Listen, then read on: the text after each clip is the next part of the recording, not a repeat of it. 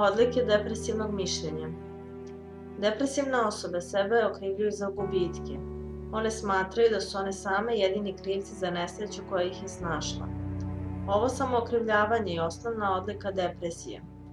Kada bi osoba okrivila drugog za svoj bol, to više ne bi bila depresija, već ljutnja i bes.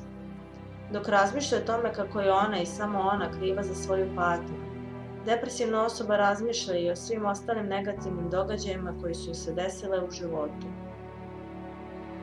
Ona jednostavno nije u stanju da vidi pozitivan aspekt bilo koje situacije. Usled toga se osjeća potpuno nekompetentno, kao da nije sposobna da uradi bilo šta na pravi način. Tada gubi veru u sebe i osjeća se manje vredno. Tako ona produžava osjećaj sopstvene tuge i samosažaljenja i samo sebe sputava da izađe iz depresivnog raspoloženja. Pošto ovakva osoba misli ružno o sebi i sagledava sebe kao neadekvatno i bespomoćno, ona ni ne može da očekuje da će u budućnosti biti bolje. Naprotiv, očekivanja od budućnosti su puna bola i neverice da se može nešto lepo desiti. Tako osoba postaje beznadežna i gubi poslednji tračak volje da učini nešto po pitanju svoje depresivnosti. Odlike depresivnog ponašanja. Mišljenje depresivne osobe, koje je iskrivljeno pod pritiskom tuge i očekivanja loših budućih događaja, tera je da se sasvim povuče od sveta i dešavanja. Takva osoba ne dozvoljava drugima da ju priđu i razvesele.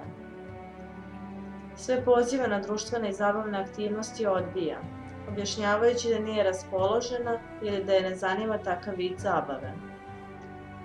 Osoba se povlači u sebe i oko sebe stvara okruženje koje podržava njeno depresivno ponašanje. Nije retka situacija da takva osoba danima ne izađe iz kreveta. Ako ima obroke, a često se dešava da ne želi ni da jede, ona njih donosi u krevet. Zapuštenost i potpuna nebriga o sebi idu u korak sa zamračenom sobom i samoćom.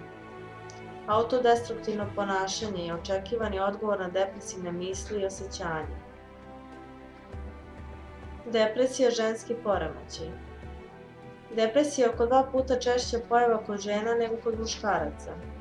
Usled različitih činilaca pa i vaspitanja, žene su više u kontaktu sa svojim emocijama i dublje ih proživljavaju. Kada žena izgubi nešto važno u životu, bilo da je to draga osoba, posao ili bilo koji drugi povod za tugu, ona će češće nego što bi to činio muškarac okrivljavati sebe za taj gubitak. Napomenuto je da je samookrivljavanje faktor koji prouzrokuje depresiju. Na isti povod žena će češće reagovati depresivnošću, a muškarac besom i agresijom, jer su muškarci u proseku skloni da za svoje neuspehe i gubitke okrivljuju druge ljude. Verovatnije je da će žena povodom gubitka neke značajne stvari izgubiti apetit i biti skrhana tužnim osjećanjima, a da će muškarac u svom besu tražiti društvo i tići negde da se napije, pa čak i pobije. Muškarci češće od žene ispoljavaju svoj bol, dok ga žene okreću ka unutra i prepuštaju mu se. Mnogi hormonski faktori doprinose činjenici da je depresija češća pojava kod žena. Menstrualni ciklus, menopauza, trudnoća mogu biti jako stresni za pojedine žene i doprineti pojavi depresije. Već u adolescenciji počinje da se ispoljava razlika među polovima u odnosu na depresivnost. Kultura vrši jak pritisak na devojčice. One treba da u roditeljskom domu budu brižne i nežne, a među vršnjacima nezavisne i odrasle. Naša kultura očekuje da devojke ostvare emotivniji kontakt sa roditeljima, nego što se to očekuje od mladića. Iz tog razloga su devojke pod većim pritiskom da budu mamine i tatine devojčice, ali i svoje i nezavisne među vršnjacima. U ovom periodu postoji opasnost od samoubilačkih misli ili pokušaja pa i izvršenja suicida. Adolescentkinja je ranjiva i ne zna kako da se nosi sa svim događajima koji je snalaze. Ona se razvija u ženu, traži svoju ulogu u svetu, a i dalje je mala devojčica u očima svojih roditelja. Često u takvoj situaciji devojka ni ne zna šta se od nje očekuje. U toj zbrci ponekad ne može da sagleda cijelu situaciju, osjeća jak i bolan pritisak. Tada iz impulsivnosti može doći do samoubistva. Veoma je bitno da se mladim devojkama posveti pažnja i da se s njima otvoreno razgovara kako bi uspele da sistematizuju konfuzne misli i osjećanja. Simptomi depresije: učestala tuga i strepnja, osjećaj beznadežnosti, osjećanja krivice, poremećaj apetita i ishrane, smanjena fizička aktivnost, nesanice i buđenje u zoru, razmišljanje o samoubistvu, smanjena seksualna želja, smanjena želja za druženjem. Uzroci depresije: nasleđe. Ukoliko je neko od vaših bližih rođaka bolovao od depresije, veća je šansa da se to desi i vama. Samopoštovanje. Ukoliko imate nisko samopoštovanje, veće su šanse da na stresni događaj reagujete depresivno. Bolesti. Istraživanja kažu da osobe koje su preživele infarkt, rak ili boluju od Parkinsonove bolesti imaju veće šanse da obole i od depresije. Gubici. Svaki veći gubitak, kao što je razvod braka, gubitak posla, smrtni slučaj, mogu da deluju kao jak stresor koji može voditi u depresiju. Da li je depresija zarazna? Depresija kod jednog člana može da se prenesi na ostatak porodice. Radi se o tome da depresivan pojedinac jako zabrinjava svoje okruženje koje uzaludno pokušava da mu pomogne. To odnosi dosta snage i energije, a ne dovodi do željenog efekta. Posle više kontinuiranih pokušaja da se depresivnom pojedincu pomogne, moguće da se dobronamerni rođak i sam prepusti tugovanju i beznadežnosti. Često nastupa povišena razdražljivost, a zatim i povlačenje u sebe i u svoj deo stana. Član porodice koji je bio pun optimizma i želje da pomogne depresivnom rođaku sada postaje sarkastičan i sve više se udaljava od njega. Porodice treba da budu veoma osetljive na depresivno ponašanje svojih članova. Ako ne uspeju da raspolože depresivnu osobu, potrebno je da joj pronađe adekvatnu profesionalnu pomoć, da se depresija ne bi negativno odrazila na ceo porodični sistem. Borba protiv depresije. Ono što svako može da učini je da krene u rat protiv depresije. Ako je depresija ozbiljna i ako je pojedinac preplavljen nezdravom tugom i osjećanjem nemoći, korisno bi bilo da potraži stručnu pomoć i zajedno sa terapeutom počne da se bori protiv ove nezdrave emocije. Međutim, ako je depresija blaža, osoba nije sasvim izgubila nadu.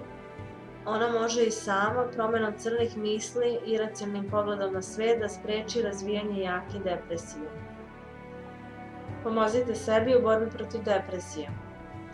Postavite sebi realistične ciljeve i preuzmite odgovornost za njihovo ispunjenje. Biće teško u početku, ali dajte sve od sebe da istrajete. Umesto da zadajete sebi dugoročne i obimne zadatke, podelite ih na manje celine i radite korak po korak.